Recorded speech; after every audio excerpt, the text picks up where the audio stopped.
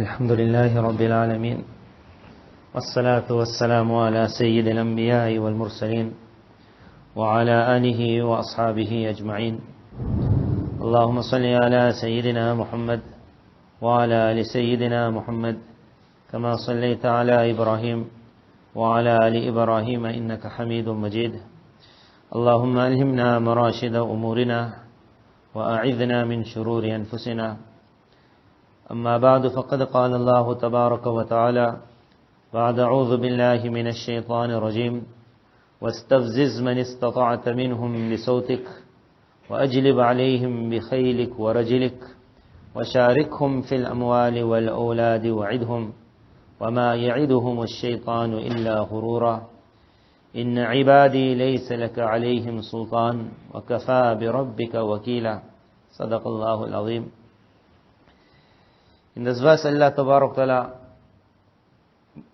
mentions of an incident that happened right at the beginning of creation and how apt it was for the end of times.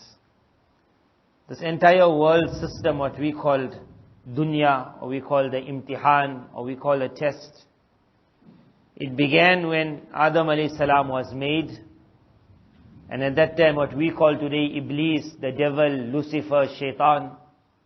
At that time, he was known as Azaadville. He had a hope that the jinn were living in this world. There was no man at that time. And in charge of the jinn, he wanted to be the boss. There was no man. And then he was informed that man is being created. So he made his visit to Adam alayhi salam's mold. There was no heart in that mold. He looked inside Adam alayhi salam, he went through him. And then he came out and he said that besides evil, corruption, bloodshed, this mold will never be able to do anything. He understood us. He understood how we get emotionally affected. How someone says something to you, you don't get angry. So he knows how to touch. Then he must just sway your wife, sway your father, sway your grandfather. Man's nature is such, there are certain buttons you press, and that reaction that you want will come out immediately. If you ever meet a con artist, the way he knows how to talk, he'll steal your money, and you still feel you should have given more also. The way he's able to put it front, he knows which button to press when. Man's nature is such. So he saw us. And then Allah Tabarak Ta'ala, when Adam alayhi salam was made, this Lucifer, Iblis, the devil was told, you also join the angels. Everyone must make sajda, prostrate to Adam alayhi salam. And he refused. And we all know what happened after that. He was kicked out. And Adam alayhi salam was also after a while told, you will also go. And the progeny of Adam alayhi salam was told, remember that once upon a time, the devil attacked your father and your mother in Jannah. He could not see them happy there. He wanted to pull them out. He will do the same thing here. Adam alayhi salam and the wife of Adam alayhi salam, our mother Hawa radiallahu anha, when they were in paradise, they were wearing the clothes of paradise. Iblis was a master of being able to say something in such a manner. He understood Adam alayhi salam does not understand what is called, can anyone ever be jealous? Because in Jannah there was no such thing called jealousy. And can anyone take the name of Allah and still lie? وَقَاسَمَهُمَا, how he took qasam to them. For Adam alayhi salam, if you say qasam by the oath of Allah, there's no way you could be lying. But the devil knew that how to work on someone's emotion, and he will say that I must have misunderstood, this is the truth. Adam alayhi salam knew he was forbidden from a certain bush, that you cannot eat from a certain area of paradise. But when the devil took that qasam upon qasam upon qasam, Adam alayhi salam did not trust his own understanding.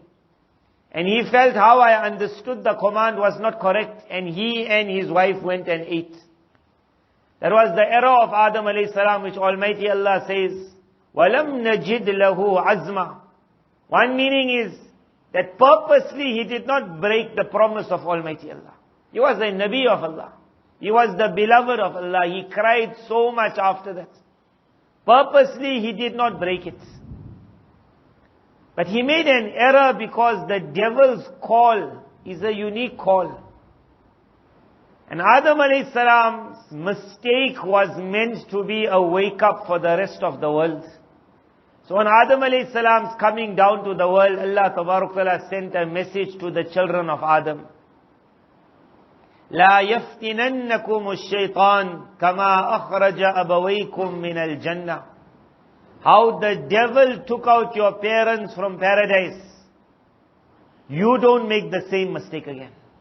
Let him not pull you in his trap like how he pulled your family, your parents out of paradise. يَنْزِعُ عَنْهُمَا لِبَاسَهُمَا. They were wearing the clothes of paradise. When they ate what they were not supposed to eat, the first result was their clothing fell off. Adam alayhi salam, Hawa radiallahu anha grabbed the leaves of Jannah. Huge the leaves were, huge in size. Man's nature is haya. You don't want to be naked. They started covering their bodies. Allah Tabarak Ta'ala says, He was the one who took out their clothes of paradise. There was an indication that one day, with His very voice, He will say such a word to you, that you will also take out your clothing. You will also take it out. يَنْزِعُ عَنْهُمَا لِبَاسَهُمَا لِيُرِيَهُمَا سَوْآتِهِمَا. So that people will be able to see the private parts. How they covered themselves. But the indication was when the time will come and He'll take out your clothing.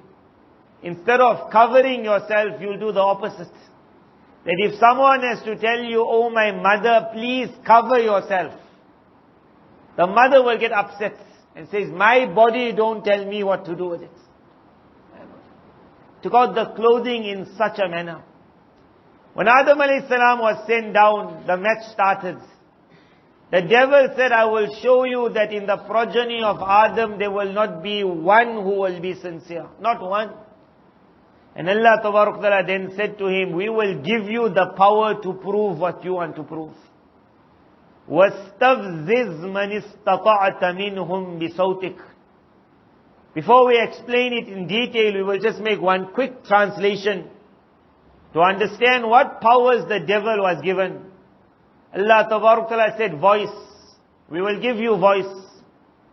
وَاسْتَفْزِزْ مَنِ اسْتَطَعْتَ مِنْهُمْ بِصَوْتِكَ وَأَجْلِبْ عَلَيْهِمْ بِخَيْلِكَ وَرَجِلِكَ. We will give you armies.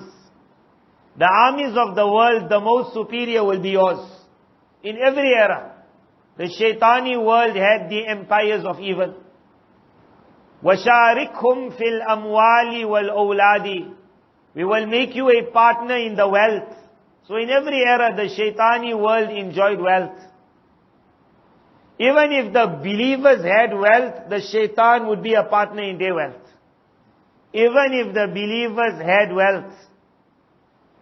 How amazing when you will see a ram cow. When Arabia found oil, then we will say, where America came into it. They say, America, Arabia oil. Arabia, America oil. But we have to be there. If Afghanistan will come up in the future, you will not see Afghanistan only. You will see Afghanistan with someone. Never ever did the shaitani world allow any group to come up except that the Shia had to be there. Because Almighty Allah had given it. Sharikhum fil amwal. In wealth you will be the partner always. Wal awlad. And in children you will also be a partner. We will explain how you become a partner in children. Wa'idhum. And you carry on promising how much you want to promise. وَمَا يَعِدُهُمُ الشَّيْطَانُ إِلَّا غُرُورًا. And the end of the verse. See this promise. وَعِدُهُمْ. And the first part of the verse, voice, is the same thing. So in between, armies were mentioned. Armies is very strong. Wealth was mentioned. Wealth is a thing. The world dies for wealth. Getting the children of the world, it's something everyone wants. But more powerful than armies, and more powerful than wealth, more powerful than getting time with everyone's children was called the power of voice. The power to be able to promise. It was that promise when the devil said to Adam alayhi salam in Jannah, I promise you by Allah, if you eat from here, the anger of Allah will never, ever, ever fall on you. Min al-Khalideen, you will then get life forever and ever. Adam alayhi salam, when he heard, I can do such a thing that after today Allah will never become angry with me. And I'll never be taken out of here. What a promise it was. The ability to promise. وَعِدْهُمْ. Then Allah Ta'ala says, وَمَا يَعِدُهُمُ الشَّيْطَانِ. The promise of the devil is nothing but a lie. إِلَّا غُرُورًا. Now we will go slowly. You got armies in the world, the devil was told. It was armies in the world when the world started and when the world will end. That they had a mission to ensure that on the world, those who want to say Allah do not survive. How Allah's system is that there are numbers also for everything. Numbers. And Allah got a certain, like a pattern. Before Allah's Nabi sallallahu alaihi wasallam came in the world saw 4 mighty empires. Around these mighty empires, all the baby empires ran. 4 mighty empires all went out of their way to make sure the name of Allah is never taken. In today's time in history, they will call them the mighty Babylonian Empire. Today we won't even know about it. But one day in school, maybe you would have heard about the gardens of Babylon. That was an empire once upon a time. The mighty Babylonian Empire. It was the man of this empire who broke the masjid of Sulaiman alayhi salam. Before him, what Sulaiman alayhi salam built with the jinn. Such a huge masjid, what we see Aqsa today is not Sulaiman alayhi salam's. When he built it, just the minaret itself went so high in the sky that the shade that that minaret would give would reach the next town. The shade that minaret would give would reach the next town. Because it was high in the sky, what we today call skyscrapers. But in that time there was no word called, how can you have a skyscraper? But he had the jinn. The Babylonian Empire brought Masjid al-Aqsa down. They destroyed the entire kingdom of Sulaiman alayhi salam. They were no small baby. They destroyed the entire kingdom of Sulaiman alayhi salam. In the lands of Al-Aqsa there was no Torah left, there was no scholar left. Either it was you killed or you were taken to Iraq. There was no one left. Babylon. Then there was the mighty Persian Empire. Many a time in school you might have heard, there was a man called Alexander the Great. He came after this, it was called the mighty Greek Empire. Between the Greek Empire and this Babylonian Empire, there was the mighty Persian Empire. It remained mighty until the era of Rasulullah sallallahu alaihi wasallam. It had a 1,000-year era. In recent history, no empire lasted so long. England was the longest, 300 years. This was 1,000 years. And forget the empire lasting 1,000. It was such a shaitani empire that the fire that they put up, they had employed people day and night to make sure the fire burns. For 1,000 years, this fire continued burning. They had so much of time for this fire. They say for 1,000 years, they did not allow it to die. Only on one night, no matter how much they tried, that fire just went. They lit it the next day again, but that night history recorded, the night Rasulullah sallallahu alaihi wasallam was born. How much they tried to keep it going, that fire just went to say, my time is almost up. A mighty empire of 1,000 years, Persia. So there was Babylon, there was the mighty Persian Empire, then there was the mighty Greek Empire. We hear today Greek medicine, it came from that era. Greek. Alexander the Great, all from the mighty Greek Empire. And then there was the mighty Roman Empire. The year of Hercules, Herakl, he was the ending, the beginning, Constantine. When we speak of Istanbul, the man who made it at that time was known as Constantine. It became Constantinople. He put up something is what we call today Istanbul. When he put it up and it was completed, he died before the completion. The man who came after him, on its completion, he said, it's like a challenge it was. You can see what shaitans they were. He said, "Oh Solomon," meaning Sulaiman alayhi salam, that you really thought you did something. What's this? Look what we did. Everything was a challenge. Everything. Shaitans. 4 empires went out of their way to ensure that the name Allah is never taken in the world. 4 empires tried to blow out the flame of Islam. And how much they blew, but their fire blew out. The mighty fire, which today in the Olympics they show that the fire will stay high. And the Statue of Liberty shows the fire will stay high. That fire died. But the flame of Islam, which is such a simple flame, even before Rasulullah sallallahu alaihi wasallam, somewhere in the world there was always, no matter what these empires did, and no matter how much they threatened others, if today you visit into the lands of Turkey, a lot of excavation is taking place. One of those things is those arenas. If you go and see the buildings which were in the past, it looks like a soccer stadium. So you hear today's soccer stadium took the idea from that era. But in that era, they never played soccer in that arena. In that era, they had, it was called the fight of gladiators. Or more, whoever wanted to be obedient to Allah was taken as captive, was kept in the dungeons for many days or months. And then when everyone would gather for that match, then they would let loose lions and tigers and bears. And this group had to go and fight those animals. And you can understand that in the ending the group would die. They would pass away. And watching them being ripped apart, people will be clapping. They would only do that barbaric act to give a message to the world. If anyone dares to be obedient to Allah, you will meet your fate here in our arena. The arena is there still. The arena collapsed. They had to bring up that arena today. The people who sat and clapped, they all collapsed. But that flame of Allah never ever collapsed. Thousands died in that arena, and everyone's blood gave birth to another, that there is only one Allah. Thousands died in the arena. But belief in Almighty Allah never died. The devil was told, "I'll give you the armies." He enjoyed 4 in the past.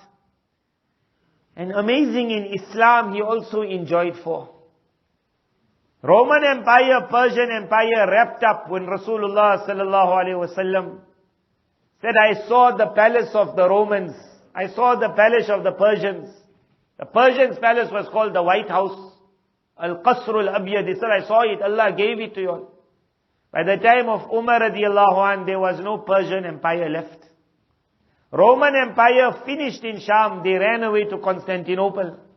From Constantinople, they were in a fort. They managed to stand.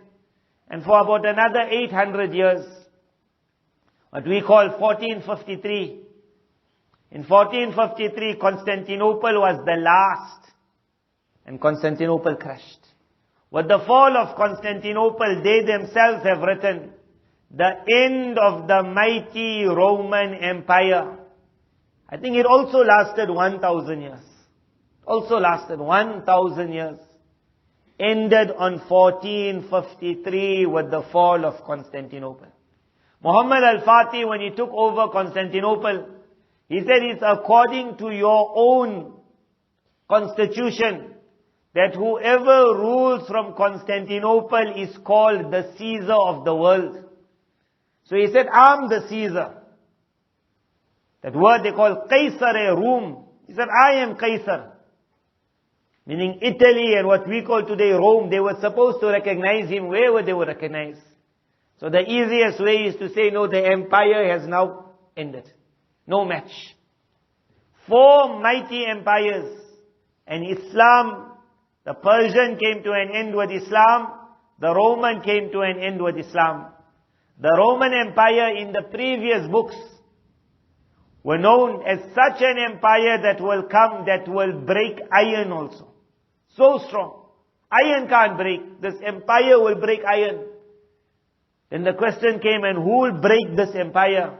It was unique. It was called Islam. And broke it. And how they broke it. But because we never saw those wars, we won't go into it. We normally can relate with something we saw.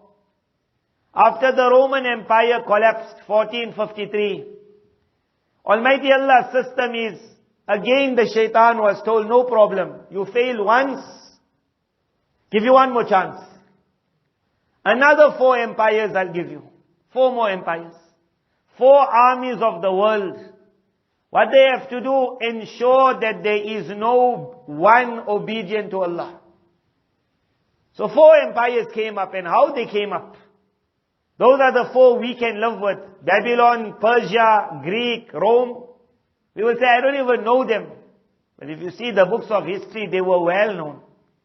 They were barbarians from the beginning till the end. They had no faith. They had no humanity.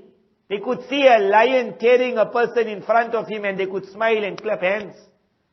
They were animals of the time. But we never saw them. So 4 wrapped up. But still Allah's name was taken. Say 4 more empires. 4 empires rose.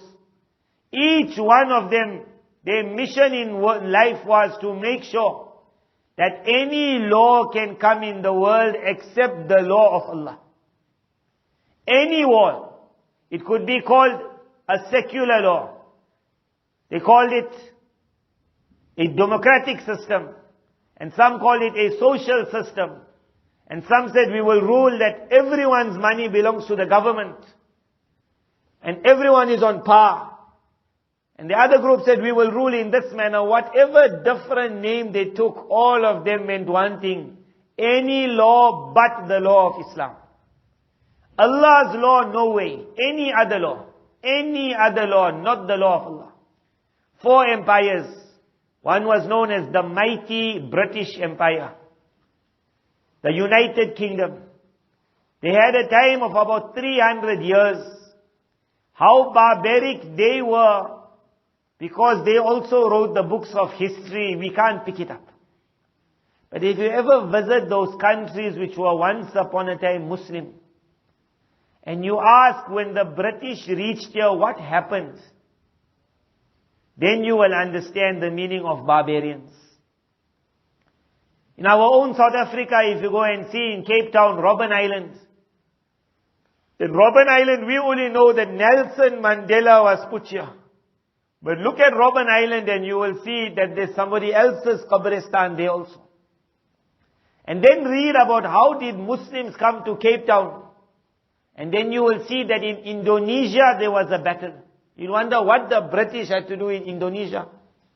And a prince of the time, jihad after jihad after jihad, in the ending, the only way they could stop him fighting was to bring him all the way here, to the Cape. And how they would keep them, how they would abuse them, how they would torture them. In today's time when we speak of Guantanamo Bay, and the prisons which the Afghans today are taking reporters to say, come, I'll show you what is your America. Let me show you what is a prison cell. Let me show you how they made me sit on a chair. And how they would put electric currents through my entire body. And it was not a once-off thing. How they would put us to drown, on the verge of drowning, then they pull you out. But it wasn't a once-off. How they would put us in rooms and we would stay in the rooms for days upon days upon days. Whenever we want to sleep, they start banging, banging, banging. It's called sleep deprivation.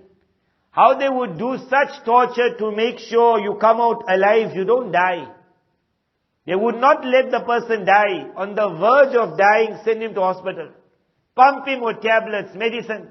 His body again gets strength, send him back. When Allah Quran mentioned, the other day one student asked me, what's the meaning of this verse? La yamutu fiha wa la yahya. That in Jahannam, they will not die, but they'll not be alive also. He said, how can you not be alive, not die? I said, ask those people who were in the prisons of Afghanistan. They were dying to die. But the shayateen would take them to the brink of death and pull them back. That you will live, but you're not alive. No death, no life. So what a punishment Allah gave, that I will show you the meaning of. You will not die, you will not live. A day will come where everyone who did it will see how it is done. Allah Ta'ala says, وَلَا يُوثَقُ وَثَاقَهُ أَحَدٍ. That on that day it will be understood, no one punishes like Allah. You can try what you want. England, it was a barbarian from the beginning. They went through country after country. We normally know the history of India. When the Muslims were fed up with the British and they rose to say, get out of our country. They said after that battle, they said if you had walked from the streets from one city to the end of another city, not a single, what we today call your light poles, they had like trees, every 2 meters or 3 meters a tree. Said not a tree except that one alim was hanging from the tree. To give a message to the entire country, dare you all stand up against us. Every tree they had one alim hanging. One alim wrote that we were young and we heard about what they did to our parents. They took them with sacks. They had to carry those sacks to the river, heavy sacks. That sack was then tied to their bodies and then they were pushed into the water. So you can't swim. And as they are in the water, then the soldiers laughing start shooting bullets. Whoever they shoot gets shot also. Whoever they don't shoot, he drowns because of the weight of that. For them it was a joke. That who will ever stand up against us? England. And then Russia. If England was a barbarian, those who saw Russia, the Soviet Union, they went into houses in the worst of the winters where you will think soldiers will never come to your houses. At that time they would knock at the door, they would enter. Muslim houses in the Soviet Union had to have liquor in their rooms. You had to have liquor. Then they would enter. They would come especially in the month of Ramadan and they would make the Muslim eat haram meat. They eat it. Then they would tell the child, you read on the mat, you read on the prayer mat.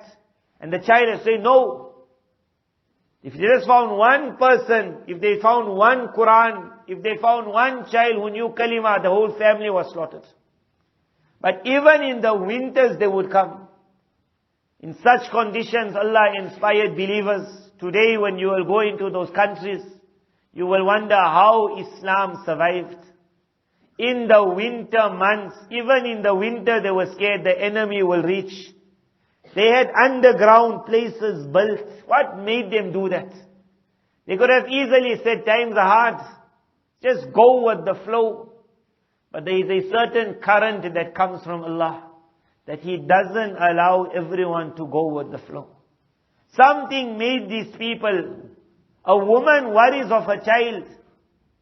She knew my child and my husband and me will all get slaughtered by these barbarians. But still she helped her husband to dig. They dug in the bottom of their houses. Dug. They made another world. In the winter they would go into that world, undergrounds. And there they would teach that child how to read Quran. They would have liquor in their houses. Something for me and you to think about. Today no army comes and tells me don't take drugs. No army tells me to take drugs. Today I need an army to tell me don't take the drugs. They were being forced, drink this. And they had to drink it in Ramadan to show I'm not fasting. And as soon as the soldiers would go, the mother would know, oh my son, I won't see you now for another 4 months. Because he was going to go now under and he would stay there in his Jama'ah. In that world he would stay so that he could learn his deen. And you understand that era. The mighty Russian Empire. That empire came to an end, but the flame of Islam continued burning. Empire came to an end. Then there was what was called Germany. It had about 100-year period. It was the most feared empire. It was called like a leopard. It would just go on to people. Just fast. It had the best weapons of the era. And then there was the mighty empire of the United States of America. 4. And that side there was 4. Babylon. Babylon was the beginning. Here England was the beginning. And Babylon started it. And the king of Babylon, in his dream, he saw the ending. He saw the mightiest that will come is the Romans. Mightiest in his dream. And in his dream he saw one rock is coming. One rock. And the rock banged onto the head of it. Of this big statue that he saw. And everything collapsed. And when he asked, what does this dream mean? The crux of the dream is, no matter what empires the world will put up, when what is called the flame of Iman will strike, it will bring everything to the ground. One explanation was given to him, when Noor-e Muhammad, when the light of Rasulullah sallallahu alaihi wasallam will fall, empires will collapse. And it came down. And in our time, it started with Britain. And if anyone knows history, Britain and America is the same thing. The American was a branch of the United Kingdom. They split after. It started with British and it ended with the worst. The Roman Empire was known as an empire that crushes steel.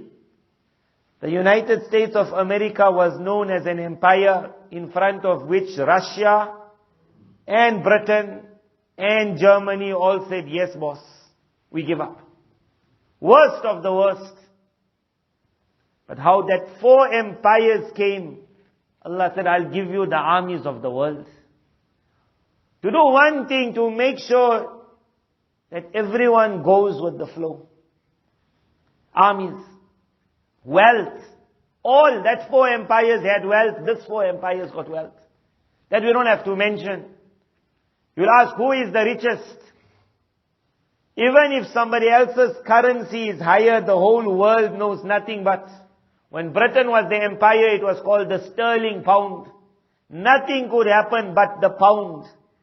And when America took front seat, it became the dollar. The whole world will move on the dollar.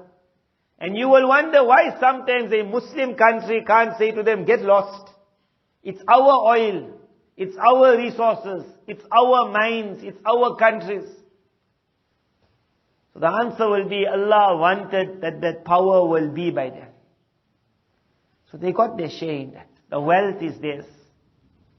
But even that was not called the worst. The armies was not the worst. And the wealth was not the worst.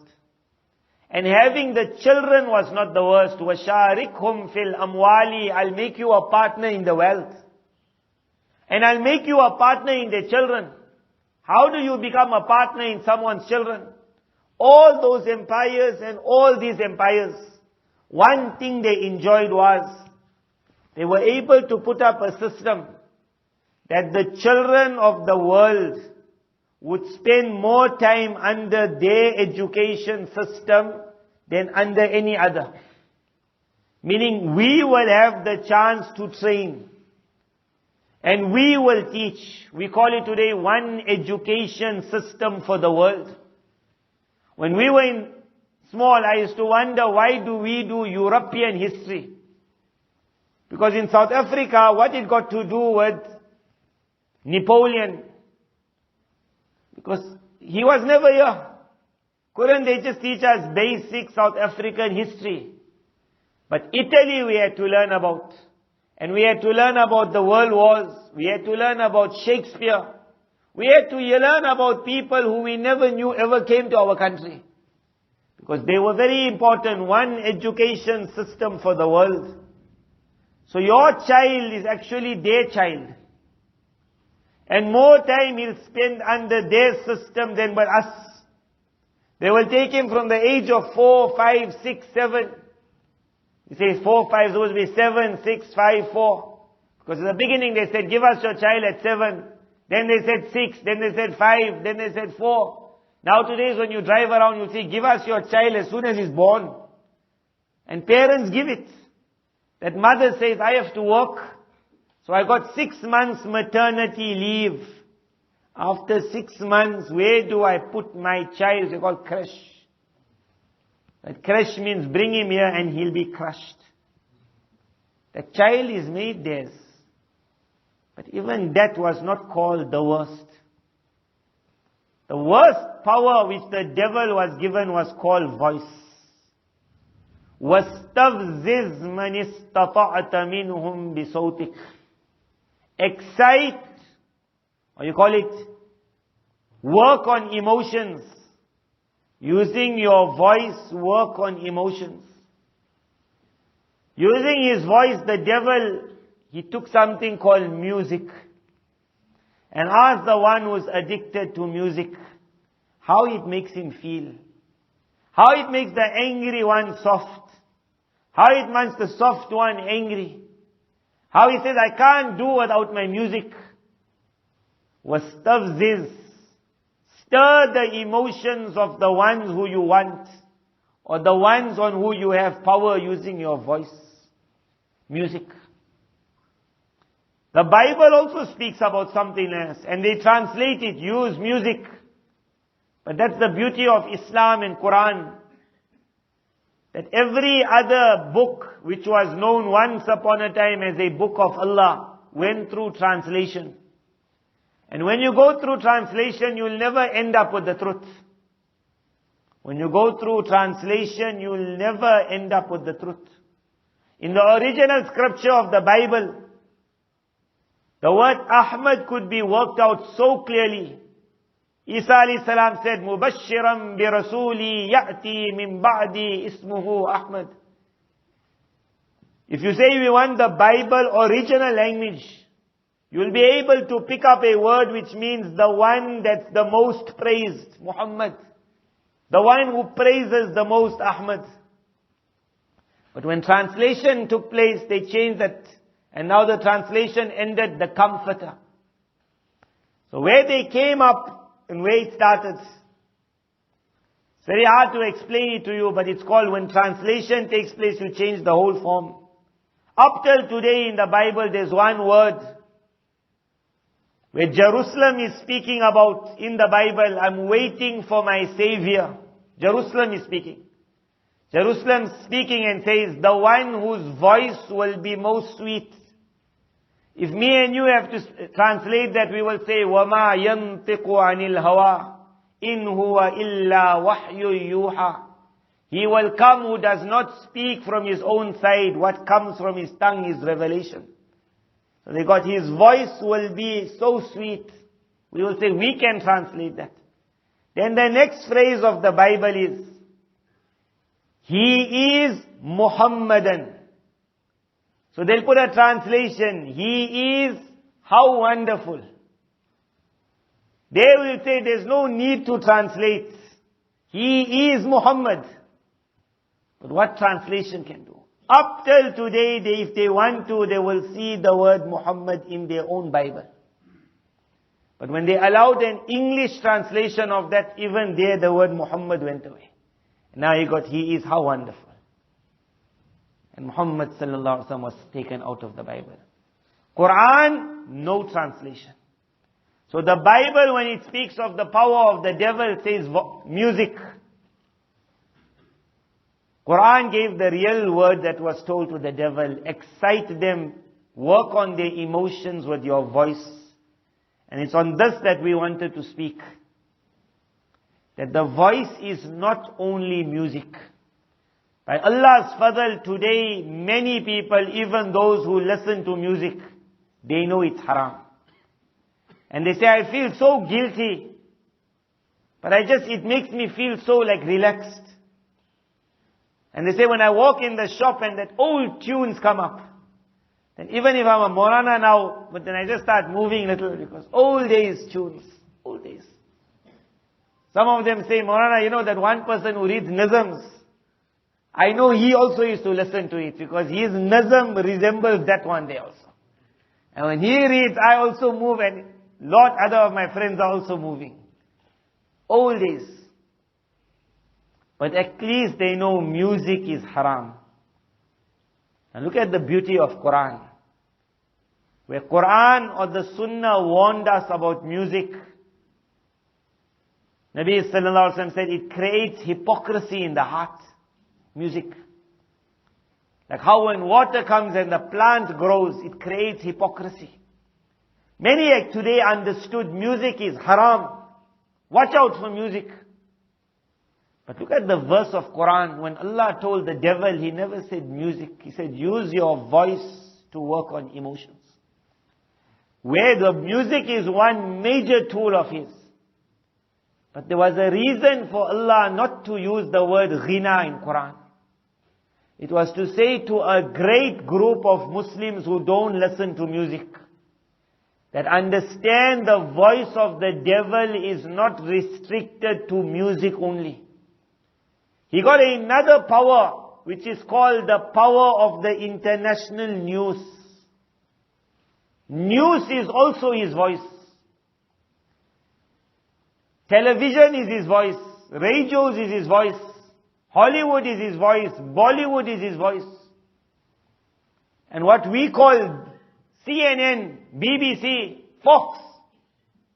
If you ever went into the research of where this entire group of news comes out, one person made a very nice research.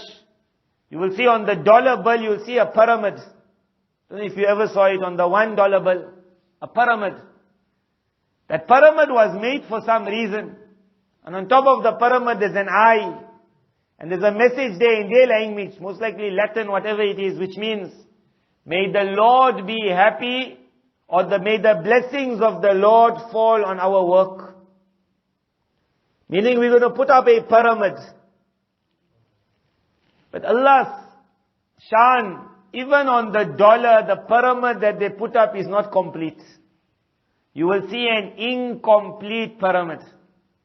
When I mentioned this, what came to my mind, I said, whether they understood it or not, perhaps the devil himself was trying to say to his own followers, that we will not manage to reach where we want to get. Our pyramid will never be completed. At the ending, there will be one Jamaat that will oppose it. Allah's Nabi sallallahu alaihi wasallam said, till the end of time, there will be one group that will remain on the truth. Whoever tries to harm them will not manage to break them. Whoever pulls away from the aid for them will not cause them harm. They will remain on the seer until the decision of Allah comes. The pyramid will never end, meaning never be completed. When you look at the system of the news, you will see one pyramid is formed. At the bottom of the pyramid is all our news that we know about. South African news, whatever you want to call it. The Star, he might be there also at the bottom. And one Zulu newspaper and one Afrikaans newspaper. So they are all the baby guys. And then you'll get on top of them, they are looked after by another governing body. They themselves know the body. That we are responsible to this group. And this group will edit what you can write, what you can't write. If you put something, that paper when they write, when the writer writes, ask the one writing for newspapers. That if he just pushes little but at the end of the year, we will say terminating your services. You have to write in a certain structure, but who's checking up? That level on top of you. That level is then governed by another level. They are bigger bosses than this one and they the bosses over the other. And when someone made a research of who's the boss of the boss of the boss, he said how amazing the news system of the world, it looks like a pyramid. That it gets stronger, stronger and smaller, smaller, smaller as it goes to the top. And when you come to the top, you find one body. They are the boss of the entire news of the world. Use your voice to play with emotions. This verse is to give a message to the Muslim world that when the news will say something to you, Hollywood and Bollywood, although me and you know it's a lie, but ask the one who saw television. He will himself tell you, I was watching that movie. Me and my wife, two mature adults. And in that movie, one person ran away with the other one's girlfriend maybe. Or one person got shot dead. Or maybe it was a cartoon. And one lion died. Or one mouse died.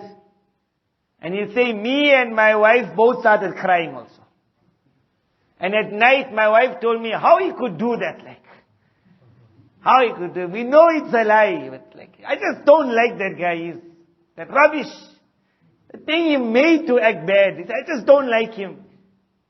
Knowing it's a lie, it had such an effect on the mind that the whole week this person is playing in his mind, I hope this one kills that one. Someone tells you want to see the end, just press forward, go see the last series. Then you know, okay, he survived, that one died. But still the person will follow each one, like something's happening. He knows it's a lie. And still his emotion is played. But the worst of the worst is where he doesn't know it's a lie. That is called the news. So again, music, he knows it's haram. But still he feels his emotions, he feels bad. Then he comes to television, he knows it's a lie. But still, even if it's a cartoon and the character cartoon died, he'll cry. But he knows it's a lie. Worst of the worst is when he thinks that this one is not a lie. You say, if BBC and CNN and Fox all said the same thing, there must be some truth in it.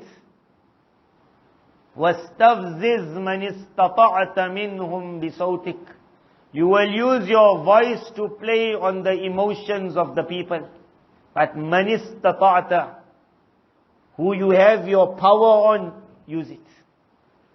At the end of the verse, Inna ibadi laysa laka alayhim sultan. With your armies, with your wealth, with the children of the world in your systems, and with this terrible voice of yours, music, and your entertainment, Hollywood and Bollywood, and what is called the international news.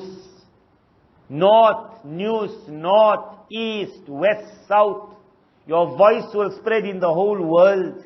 Everyone will be listening to how you say it. And when you listen and you listen and you listen, and you don't ever think it's the voice of the devil, then a time comes where we are the children of Adam alayhi salam. And when the devil continued persisting, you must eat from here, you must eat from here. Nabi Adam alayhi salam said, it's impossible he could be lying. I must have misunderstood. La yaftinannakum ash-shaytan. Let the devil not trap you like how Adam alayhi salam was pulled out of paradise. Adam alayhi salam, may Allah reward him, his mistake was a lesson for humanity at large. No matter how sincere the devil might make it look, he's a liar. No matter how sincere he might make it look, it's a liar. And on that I can just leave the bayan and leave you to think about, but we will add a few sentences. But if I just stop there, it would be my plea that as we go towards the end, if we continue trusting the international media like how we trust them today, even in the era when the Mahdi will stand, the news will be able to paint such a picture of the Mahdi that some Muslims in the world will say this Mahdi character is evil. Someone who waited for years and years and years. But when the news comes into play, they can wipe away education in a second. And the child who says, my whole life I was taught the Mahdi is great. Only now I realize he's not great. That is what the news can do. For which reason it was called worse than armies. Because when the armies came in the Muslim houses and they killed people, when you kill someone, instead of making his son yours, you make his son a bigger enemy.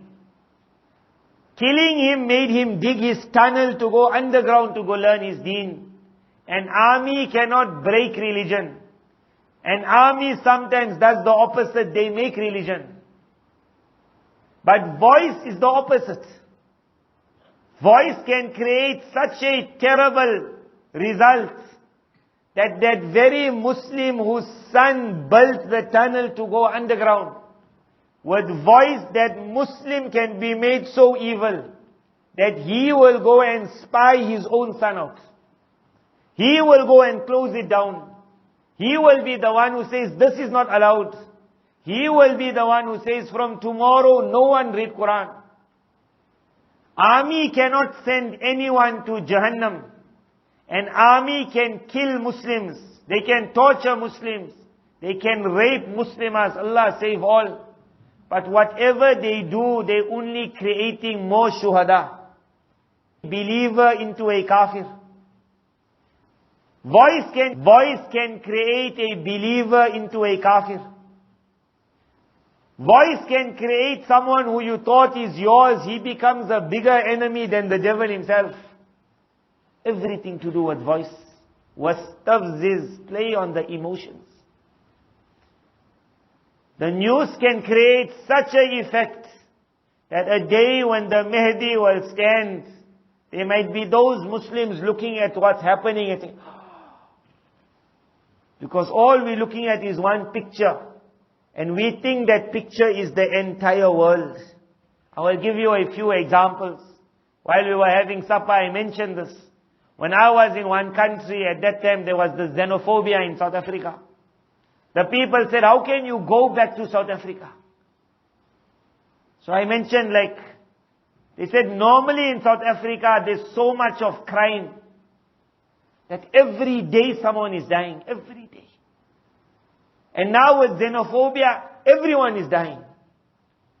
But we knew that in xenophobia also, everything was carrying on normal. But on the news, can you pick it up? On the news, do you see there's a Lady Smith Musalla? And in the Musalla, there are so many people here. On the news, you will look up, and as it's going through, you will just see dead bodies. You will see whole South Africa is dead. Whole South Africa. The news puts such a small picture in front of you, and when you look at it, you think you're looking at the world. You think you are in every house. You think you're in every shop. So then I said to that person, that by Allah's fadl, I'm living in South Africa where according to you, every day someone dies, but I'm still alive.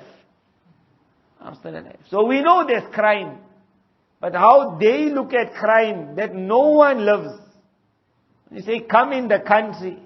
One place I went to, they asked how you survive. When you go out, don't you have a fear that a lion will jump on you? Because they thought we Africa jungle. So I said to them that the only fear we got is that other lions, they'll jump on us. The lions of the Kruger, but in their mind, because they only saw Kruger Park on that, so they think everywhere there's lions and baboons, everywhere. When me and you are shown the world, COVID is an example. We say learn from mistakes. COVID made the whole world make decisions because of what they put. We looked on a small screen. We did see death. We saw a lot of death. In a lot of death, we saw a lot of life also. But in a lot of death, we also saw a lot of life. The only thing is the screen never showed us who's living. They showed us who's dying. So when we saw that, we said, tomorrow there'll be no one alive. No one alive. But 1 year later, when we speak, we'll see more are alive than those who passed away. More are alive. And if the government makes a statement and they say the only reason we survived is because we were mature South Africans, then we will tell the government there's no one in South Africa mature. No one. They were not mature. You know it yourself. No taxi driver followed the laws, but all of them are still alive. Whoever entered that taxi came to work in our houses. The worker never followed the law. And we all know our houses never followed the law. We knew our wives, you tried so hard to tell her, make sure you put that mask on when your maid comes, when your worker comes. She just said, my kitchen, you keep your laws outside. There the man forgot all laws. No police was ready to come see auntie. No uncle was ready to say, make sure you social distance. At night when he needed to go to his wife, he forgot all social distancing. Every law was forgotten. Everyone knows no one was mature. But you see that picture. That one picture we saw made us make decisions which we would never have made before the news said do it. But that wasn't the issue. We say learn before we make a major mistake. Afghanistan, the issue of Afghanistan came in this last. For us it was like it suddenly happened. For those who are on the ground 20 years ago were waiting for it. I remember when we were in madrasa, when Alim came, that is when America attacked Afghanistan, 9/11. So there was a jalsa, and in that jalsa, that Alim, what word he said? He said that Russia also came to Afghanistan. And England also came to Afghanistan. England came in the 18th century. Russia came in the 19th century. Remember we mentioned 4 empires. From the 4, 3 of them landed in Afghanistan. England came in the 18th. And they took such a hiding that they never returned to Afghanistan. Russia came in the 19th. They took such a hiding that after that the word called the Russia-Soviet Empire or Soviet Union, the mighty, the word mighty came out of it. America entered into Afghanistan in the 20th century. Look at it, 3 centuries. 18, 19 and 20. I think that's what it goes, or 19, 20, 20, whatever it was, the 3 centuries. So at that time that scholar said, if it took Russia so many years, I think 10 years it took Russia. It took the Afghanistan's 10 years to get rid of Russia. So his sentence on that day was, then America is a superpower. So can we give them 20 years? And 20 years later, on the dot, the thing palaks. As though Allah inspired him that give them extra 10 years. They're super. On the ground, people were waiting for it for very long. Me and you never thought something is happening.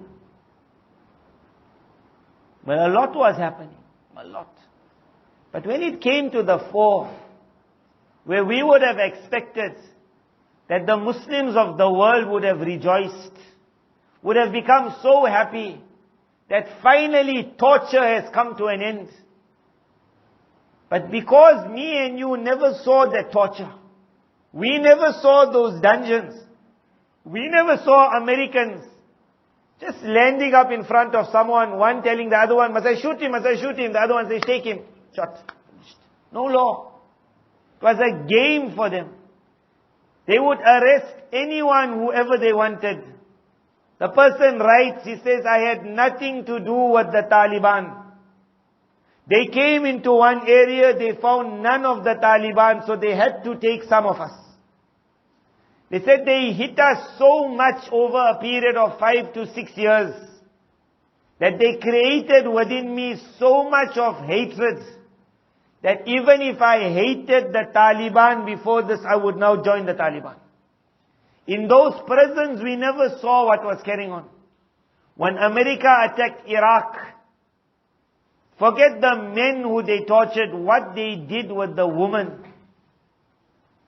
Where one woman sent out a secret letter saying to her brother who was on the other side, I beg you somehow just bomb this place. because I am being raped so often. And Allah made it that they did bomb it. She passed away in that. They were unable to save her, but they managed to bomb that thing. The whole thing collapsed. We never saw what's happening. So when we saw we were supposed to have seen years of torture, years of rape, and not raping their own people, raping our people, torturing our people. And one is you become angry, how could you do that to my mother? How could you do that to my brother? We never saw what they did with the Quran. But ask those who are in the prison. It was called mental torture.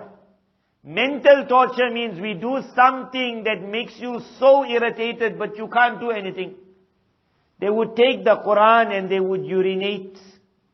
And it would be just there in front, but this person can't get to it. And not they would just urinate. They would then leave that Quran there, so that you see it every day. When these people had a chance to talk, they said, forget what is being done to my body. At least do not allow that book of mine to be desecrated in the manner they're doing that. We never saw it, so we thought it's not happening.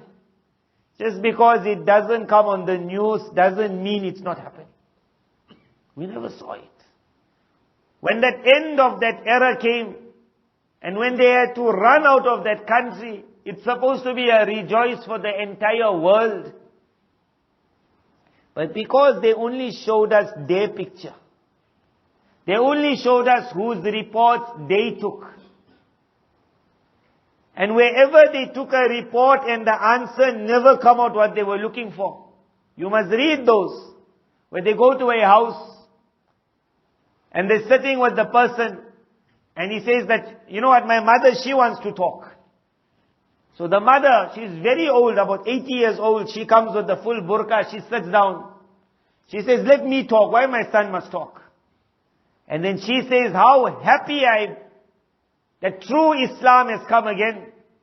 Then she said, I'm not like those women on the streets. We love our modesty. Now suddenly they're taking a report, and they have now other Muslims also sitting. So look at the reporter. The reporter has to now write this.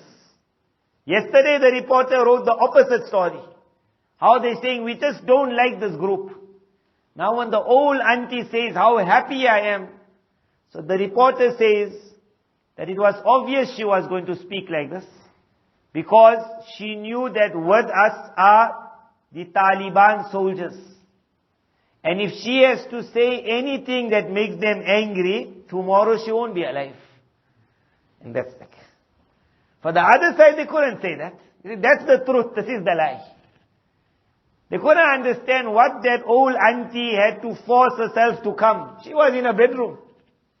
No soldier pulled her out, say, auntie, come and talk. But look what the lie.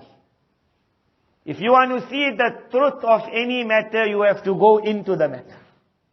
When you will go into any country, you will look around and you say, you sure this is Afghanistan? But you'll see everything peaceful. Everyone moving life normal.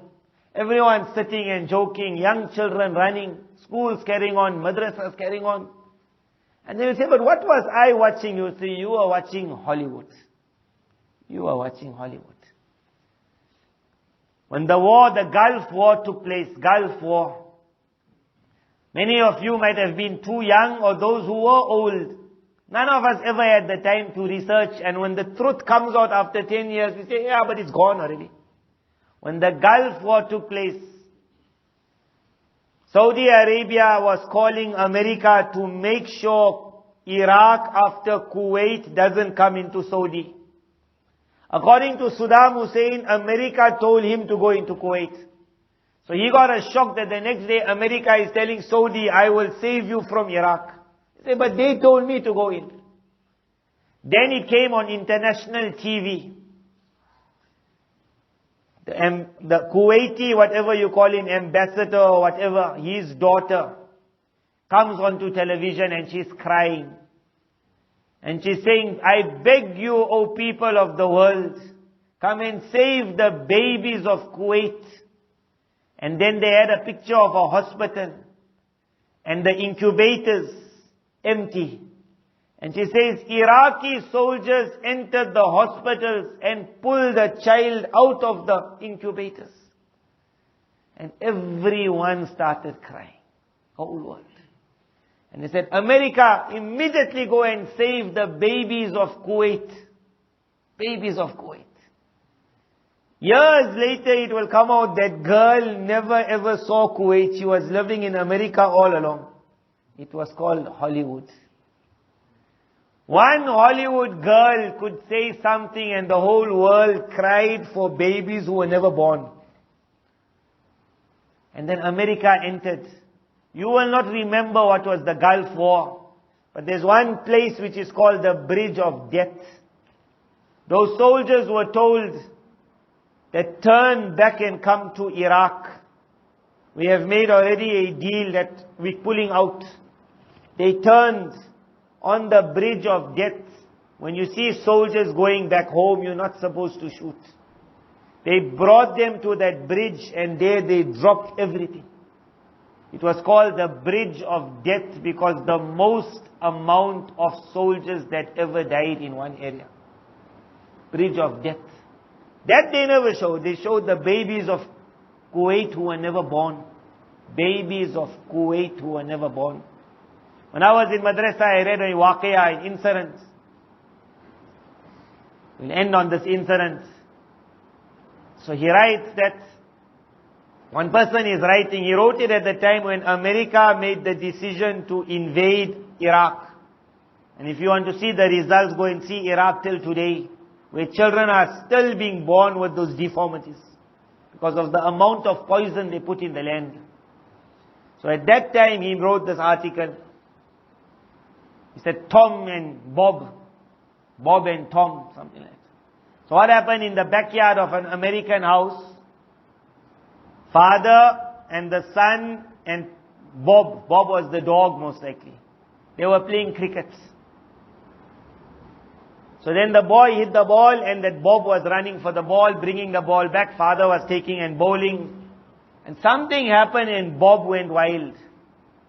So when he got the ball, he never brought it back. So the young child now went up to Bob and says, give me the ball. And Bob, dog he was, he lost it. You get animals, they lose it. He jumped onto the small Tom, this boy. So Bob and Tom it was called. Biting on this boy's neck, the father now came running, trying to pull the dog out. But he can't get the dog out, so he took that cricket bat or a baseball bat, whatever it is, and he started hitting the dog. Poor Bob. The neighbor, he heard something, so he looked from on top and he saw evil father hitting poor Bob. So he phoned immediately the police. It's called animal rights. So the police came in. Tom, he was taken to hospital. But poor Bob was taken to the hospital, the vet hospital. And he writes that, I don't know if it really happened or it's just his story, he writes that it kept in the media for a good 2 months. What has happened to Bob? So he said, in the media, does dogs have no rights in America? And he said, so many Americans never sleep at night. Will Bob get his rights? Poor Tom, whether he died or not, no one has bothered. Finally, he says, the result in the court was that the father was taken for observation and they realized on that day he was not in his mind. Because of it, he was given so much months in a mad hospital. So he says that country that cries for the rights of dogs, I write this on the eve of America's attack on the land of Iraq, that it is a match between Tom and Bob. When Bob took out his paw and he smiled, he said, do dogs have no right in this country? And the whole country cried. And the poor child said, do insan have no rights? He said, you shut your mouth. Man has no rights in their world because the news focused on poor Bob. They never took the picture into the hospital. Had they gone in the hospital, they would have seen the bites on poor Tom. They would have seen him bitten from top to bottom. They would have said, shoot that dog, mad dog.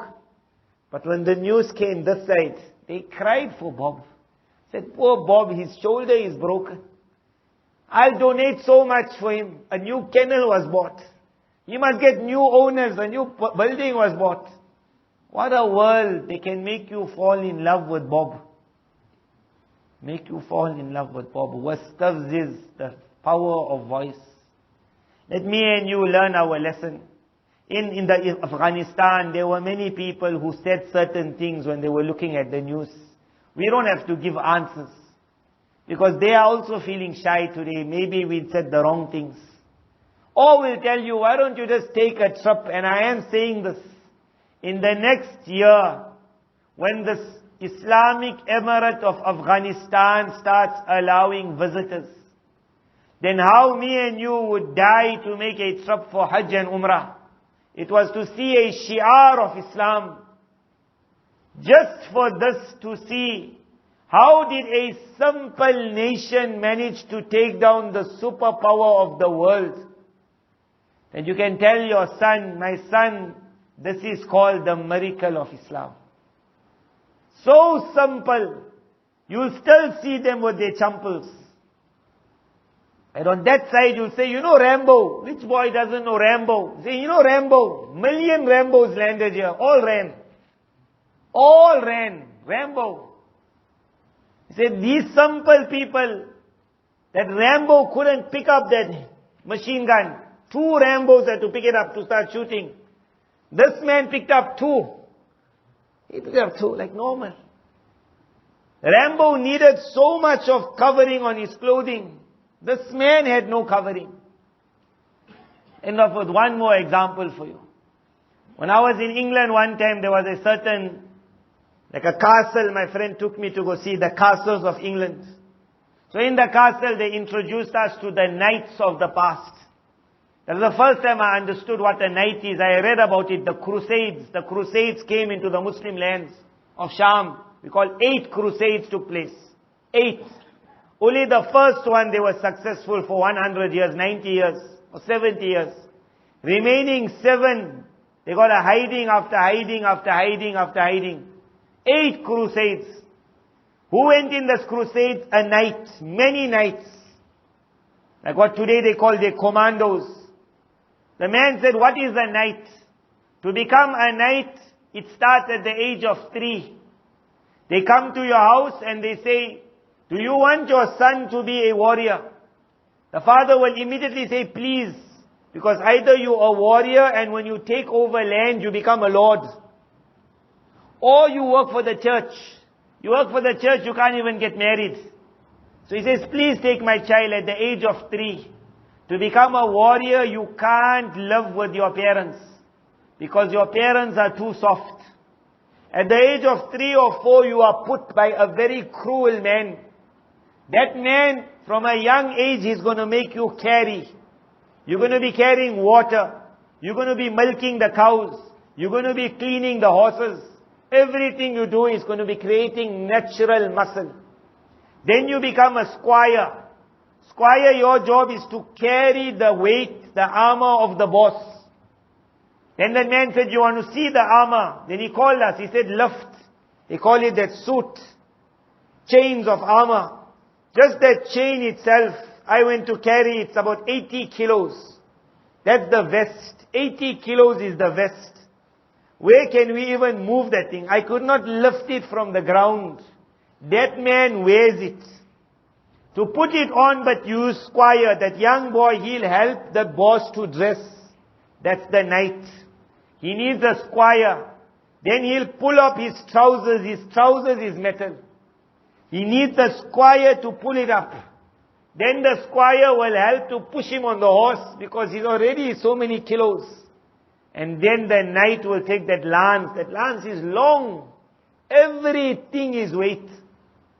Meaning he's carrying like... So then there goes perhaps. And then you're fighting like normal.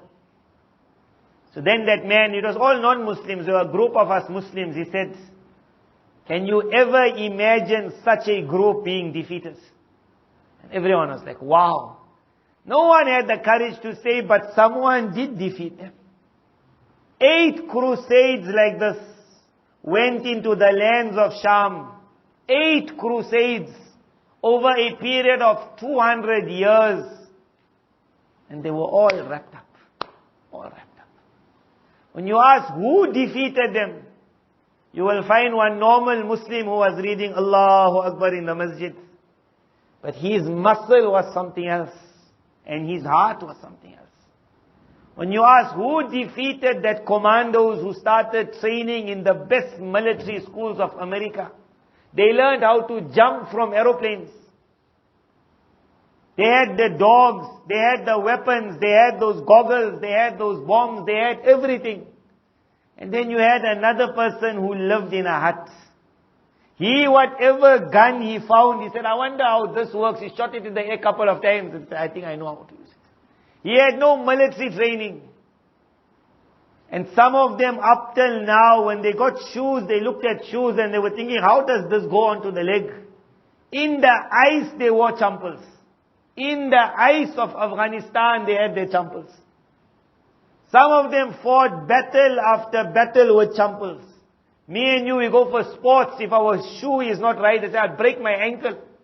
They fought battles with champals. Battles. You wonder what was that? It is called when the flame of Islam was told we will carry on burning. And let the armies of the world blow and the flame will just move.